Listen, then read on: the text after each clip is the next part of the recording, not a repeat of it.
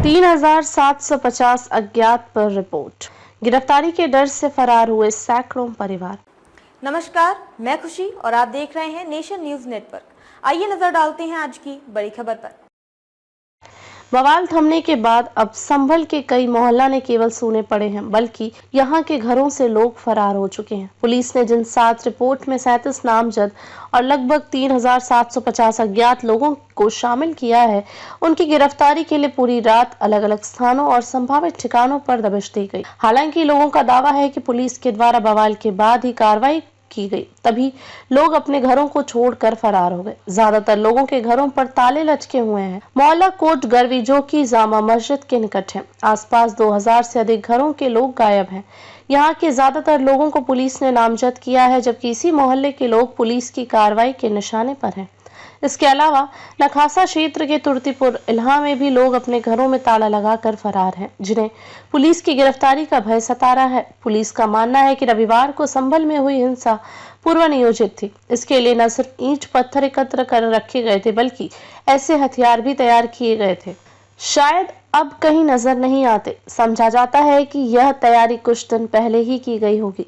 हिंसा के दौरान खदेड़े गए उपद्रवियों के जूते, चप्पल व अन्य सामान के साथ ही पुलिस को 2 धारे खंजर जैसे हथियार मिले हैं। इसके दोनों ओर चाकू की तरह तेज धार और बीच में पकड़ने के लिए मूठ बनाई गई है। सर्वे के दौरान एकत्रित हो गए लोग। कोर्ट के आदेश पर जामा मस्जिद के सर्वे के दौरान भीड़ ने पुलिस को निशाना बनाते हुए पथराव किया था। इसके साथ फायरिंग भी की गई थी। इसमें 4 लोगों की मौत भी हो गई थी।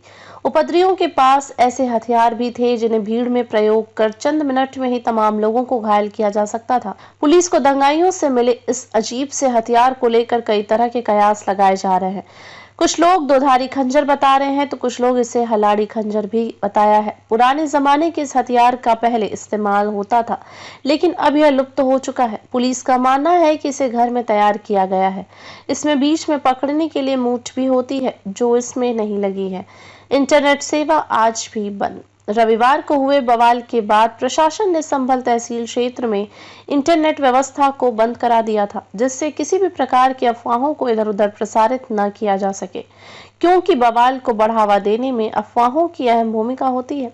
प्रशासन की ओर से उठाए गए इस कदम के बाद देर शाम को ही बीएसएनएल के अलावा कई अन्य निजी कंपनियों की इंटरनेट सेवा को बंद कर दिया था।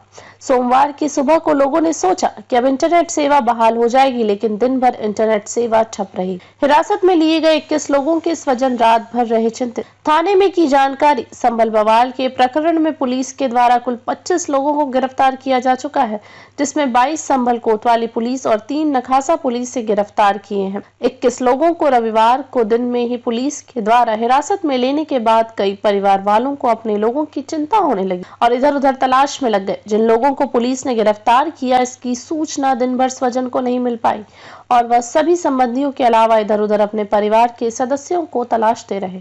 धन्यवाद। खबरों में अब तक के लिए बस इतना ही। फिर होगी आपसे मुलाकात ऐसी ही एक बड़ी खबर के साथ। तब तक के लिए नमस्कार और बने रहिए नेशन न्यूज नेटवर्क पर।